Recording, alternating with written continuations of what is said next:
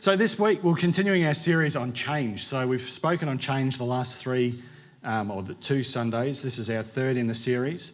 And that when we have an understanding of procrastination, sanctification, and the power of cultivating spiritual habits, we will see the life-giving process of change in a Christian life. So the first week we looked at how change is unavoidable. It's always there. It's always part of our lives. No matter what we do or how we try to avoid it, we can't. It's always going to be there. And it happens whether we want it to or not. It can either bring us closer to God as we draw in and really press into that relationship during that time of change, or it can take us further away. Ultimately, we are responsible for following God through every season and appointed time in our lives. So last week we looked at how being a Christian and living a Christian life is about changing to reflect more of Jesus through the process of sanctification. So last week we talked about sanctification, how it's a lifelong process, how it's something that we commit to from the moment we become a Christian, and it's a process we go through to the moment that Christ calls us home. And it's a process of changing to better reflect Jesus. It's a process that takes our commitment and our perseverance, which really leads into what we're talking about this week. So this week, we're looking at procrastination. Such a big word, but such a powerful impact it can have. We're looking at how procrastination can hinder change when we put off responsibilities for another time. So procrastination, putting something off, that I'll do it tomorrow, I'll do it later attitude. So the Oxford Dictionary defines procrastination as an action of delaying or postponing something. Pretty straightforward. It derives from two places. So it derives from the Latin word, which is procrastinare, which is pretty close to our current word, which means to put off until tomorrow. But it also comes from the Greek word akrasia, which is probably pronounced wrong, A-K-R-A-S-I-A, which means doing something against our better judgment. So procrastination isn't just putting something off until tomorrow, it's potentially putting something off till tomorrow, knowing that we should be doing it today. And that's a good definition to have, because it's different from saying that we can't do something. We're not procrastinating if we go, look, that's outside my skill set, I can't do that. That's not procrastination. Or saying no in the first place. If you just say no in the first place when someone asks you to do something, you're not procrastinating. That's a whole different thing. It is us simply putting something off that we should be doing to a later time. So it's something that we know we should be doing, we've said we would do, we have been led to do, but we're putting it off.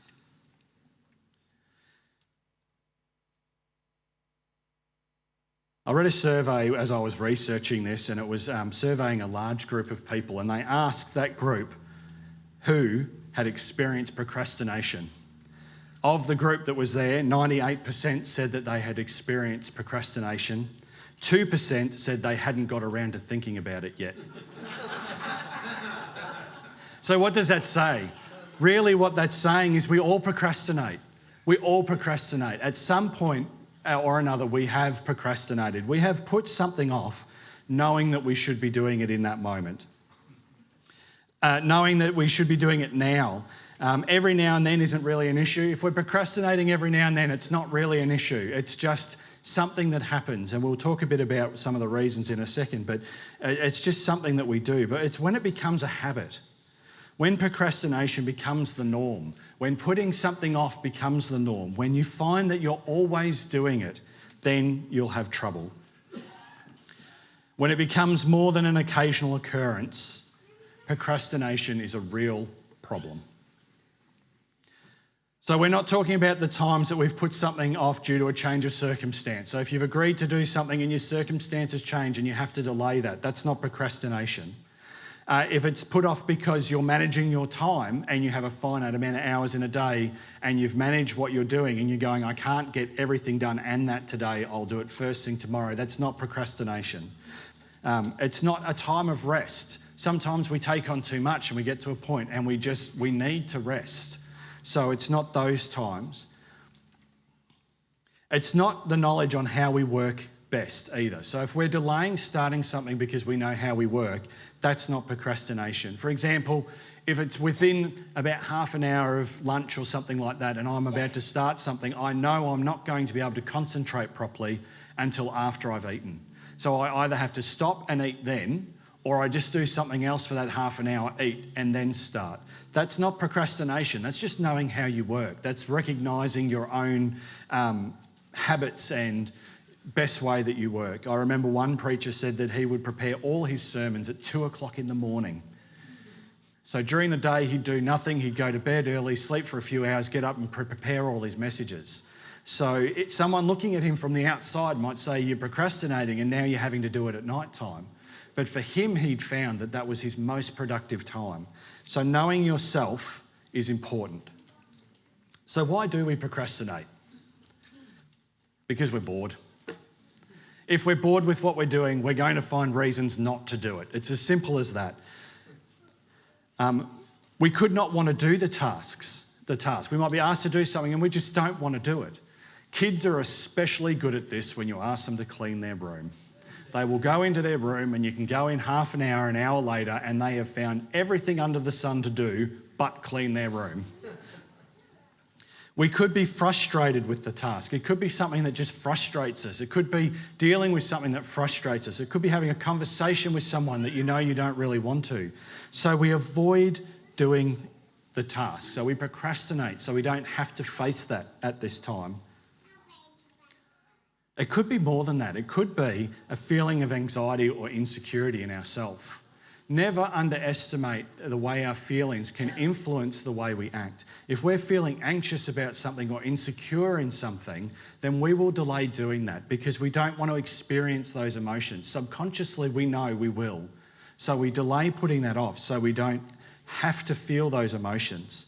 And it sort of leads into the next one, that we could have self-doubt in our ability to complete the task. If we doubt our ability, then we'll put things off because we don't want to fail.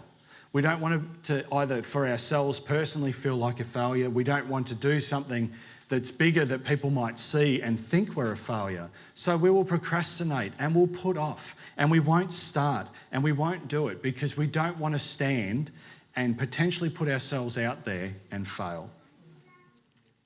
Regardless of the reasons for procrastination, it has the ability to be one of the most dangerous things that we could do or avoid doing.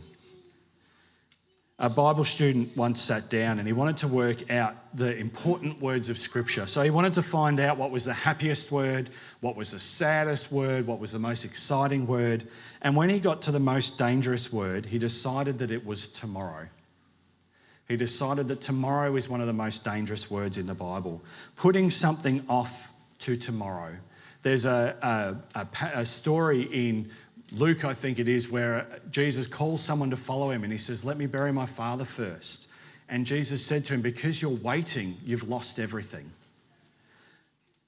Putting off to tomorrow can be dangerous.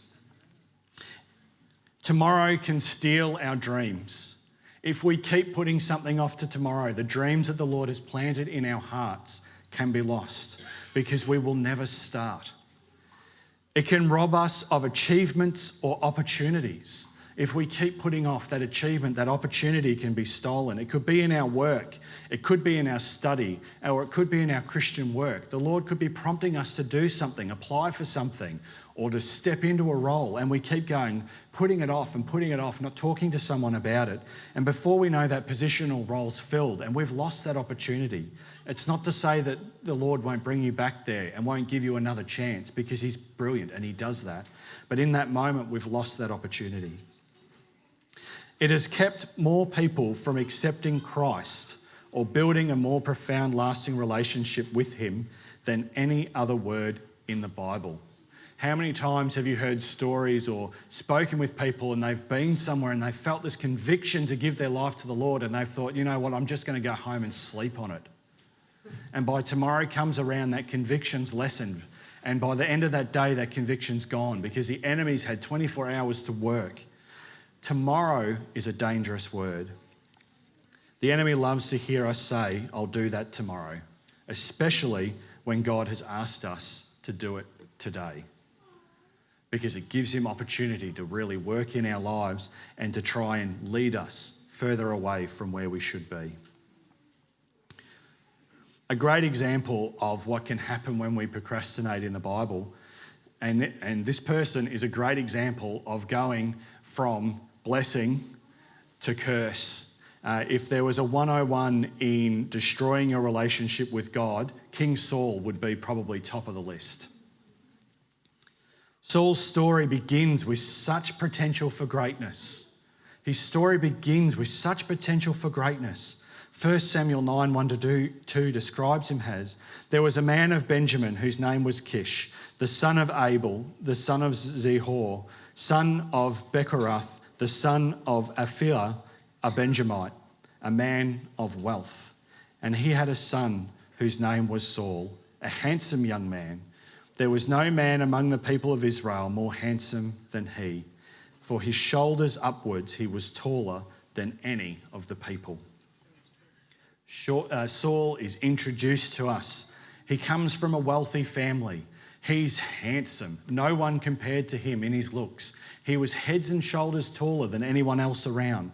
He was destined for greatness.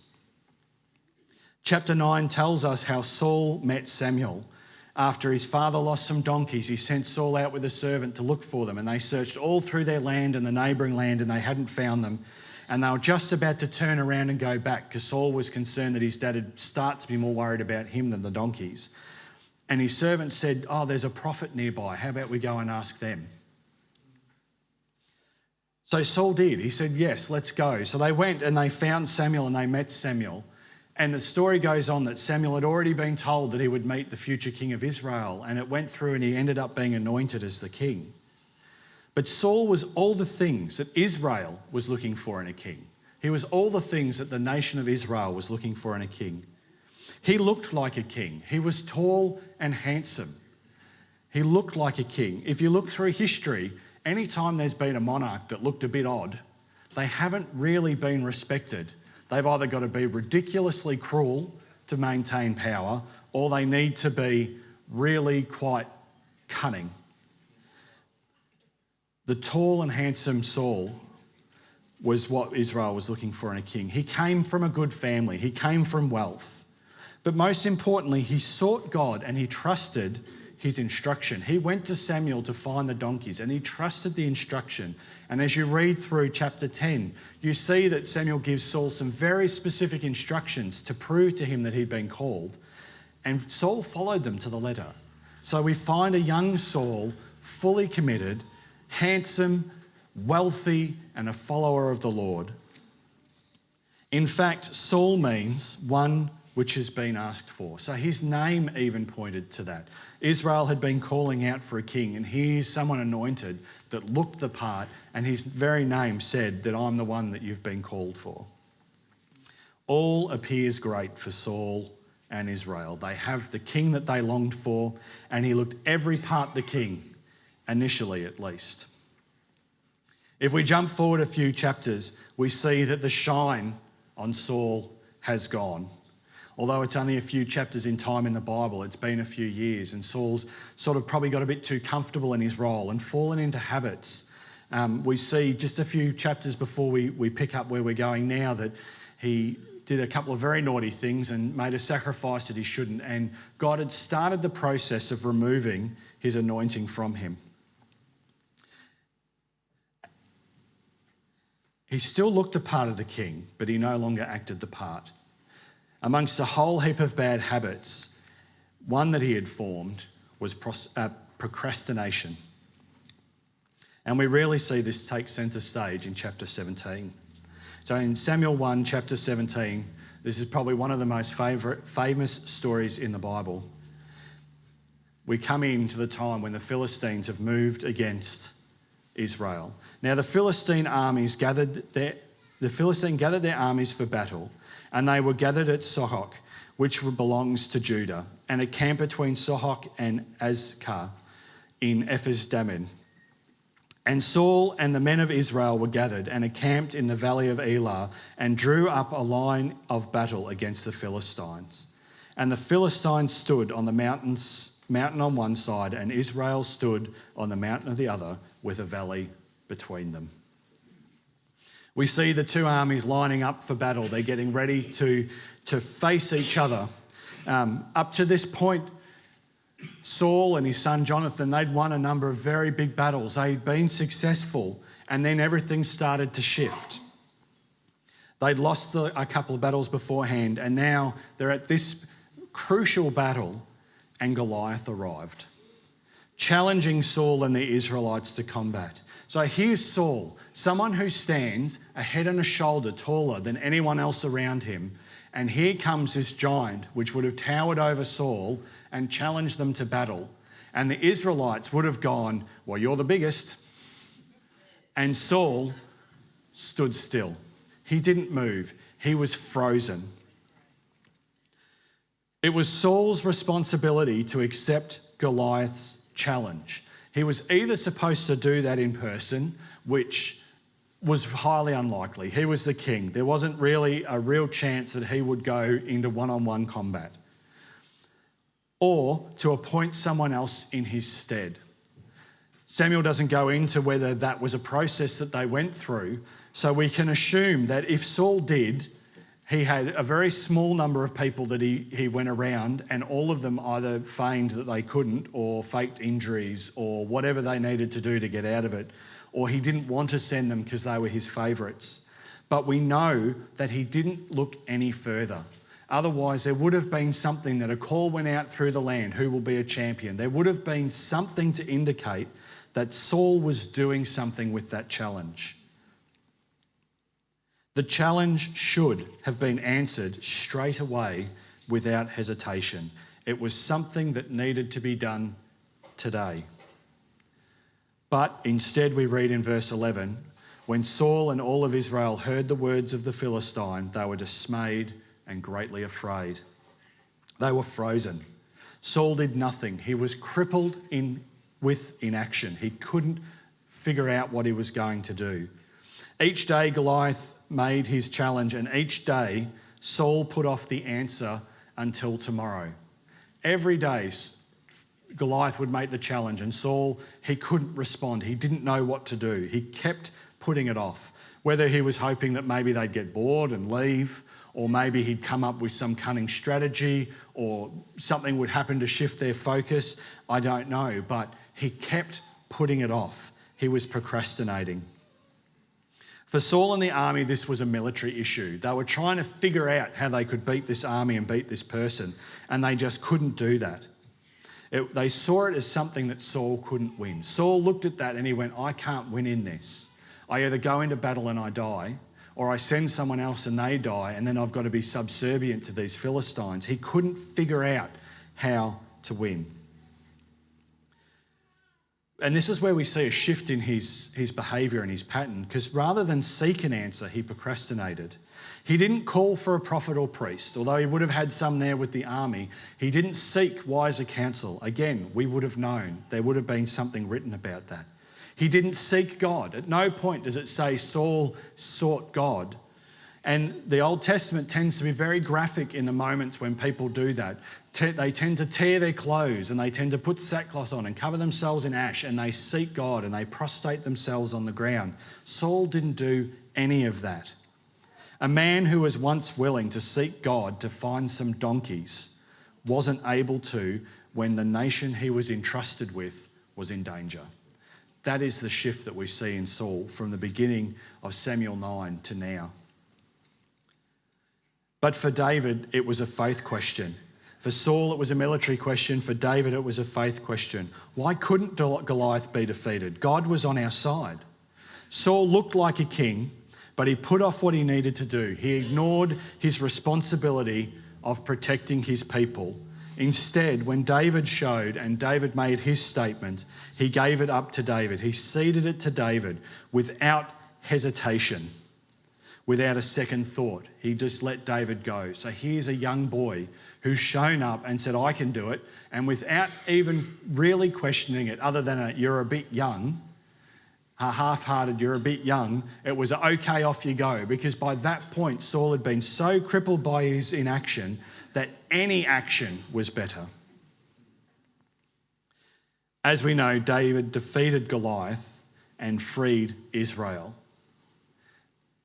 This is a moment when we see a really, really big shift in Saul's reign. He'd already been stripped of his anointing in king that had happened in the preceding chapters, and David had already been anointed as his replacement by Samuel. But from this point on, Saul no longer takes the initiative. As you read through the rest of Samuel up until the moment Saul dies, you see that he delays often when he should act. He hesitates when he should strike, and he delegates his responsibilities to others when he shouldn't. And we see this especially with the rise of David. Saul kept giving David more and more of the responsibility that he should have been carrying. So when the people of Israel naturally started to turn their attention from Saul to David, because he was doing all the work, Saul started to get upset. Through his procrastination, through his inaction, through his delegating his responsibility, he was shifting and fulfilling what God had already said would happen. In Samuel 1:9, it says, "There was not a man among Israel more handsome than he. From his shoulders upwards, he was taller than any people." He was the king. He was the image of a king. But by chapter 17, he's a shadow of that image that he was in 9. If you looked at him, he would probably not have stood as tall as he did. He probably slumped. He probably didn't look as handsome anymore. He would have been more rugged. He wasn't looking like the king that they had elected. Of course, procrastination isn't the only reason for Saul's downfall. Saul did a whole heap of stuff wrong. But it is a symptom of deeper unaddressed issues in his life. When you're looking at someone, you've got to take the whole package. It's never as simple as one little thing. There is always something else going on. So in Saul's instance, procrastination was a symptom of all his unaddressed issues with the Lord that was sitting underneath. This can be the same for us. Sometimes we put things off till tomorrow because we want to avoid facing what needs to be done today, to avoid feelings of inadequacy, to avoid feelings of failure, to avoid a feeling of being exposed as a fraud, to avoid facing up to and challenging a behaviour that the Spirit has told us we need to address, to avoid feelings of anxiety and self-doubt, or sometimes to avoid starting something that we know will take time and commitment for us to complete. Procrastination is so much more than just being lazy. If we look at procrastination and say that it's just laziness, then we're missing a whole range of things that can sit in the background there. This last point, the putting something off for a commitment to change, is the biggest reasons, one of the biggest reasons Christians don't have a more rich and regular devotional life. I'll start reading my Bible tomorrow. I'll start praying regularly tomorrow. Oh, it's got a bit late now. I'll do it tomorrow. It's how they avoid joining in with ministry groups and home groups because I'll do that next time. I'm a bit busy this week. I'll do it next week. Or to commit to a season of spiritual development. Sometimes we need to commit purposefully to a season of spiritual development. And this comes back to what Rod Draper preached last year of investing time in our relationship with the Lord, investing time in our spiritual development. Procrastination stops that process from starting and hinders it as we're going through. We already have busy and hectic lives. We all run around like headless chooks. So it's not surprising that we look at some of these things that we feel led to do and we think, oh, I can't fit that in. I'll do that tomorrow. But it's about setting that time aside and purposefully committing to doing something. The thought of adding more to our lives sometimes can cause us to feel quite a lot of apprehension. So we need to be ready to deal with those things. We will knowingly put off till tomorrow against our better judgment something that we should be starting today. So we need to be careful when we feel led by the Lord to step into something, when we feel led by the Lord to start something, that we don't allow that procrastination to take hold and tell us to put it off, especially when we know God is telling us we need to start that today. Proverbs 24:30-34 warns of the dangers of procrastination.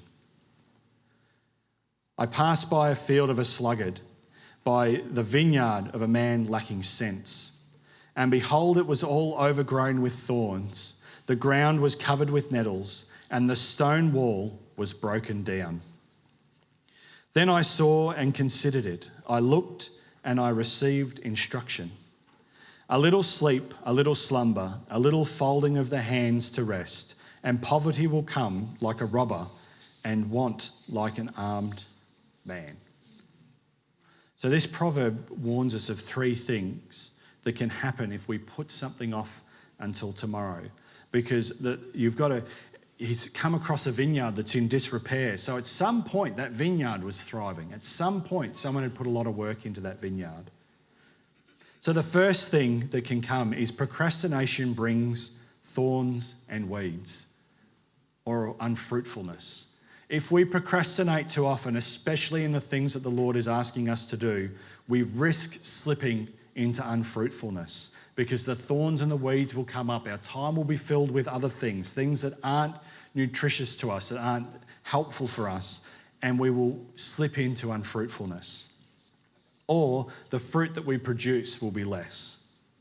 2, procrastination deteriorates our defences. It makes us vulnerable. When we procrastinate on our time in prayer with the Lord, when we procrastinate on our devotional time, when we're not spending those time with Him, then it won't happen straight away, but slowly our walls will start to crumble. The mortar will slip away in between the rocks, and one rock will fall, then another rock will fall, and before we know it, we've lost a whole section of fence. So when we procrastinate, we allow our vulnerabilities to become more.